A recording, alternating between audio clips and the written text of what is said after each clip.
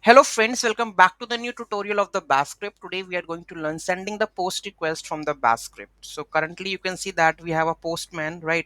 This is the our post request.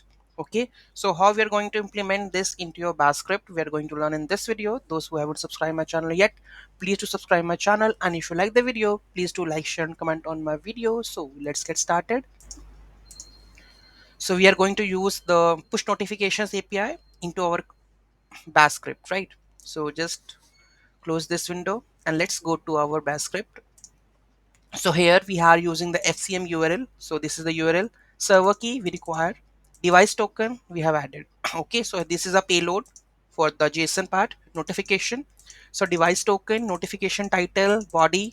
Okay, making the post request with the headers using the curl.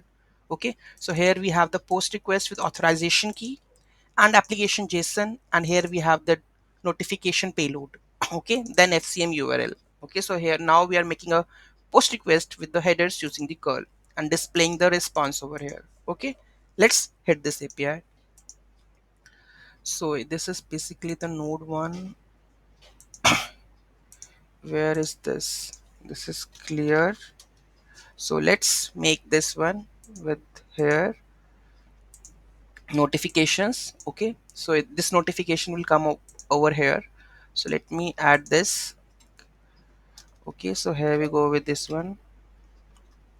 Okay, let's try to hit this and you can see the notification will come over here, right? And here this is the response, that success one, and message ID is this one. So here you can see we have successfully implemented the post request with the headers in our bash script, right?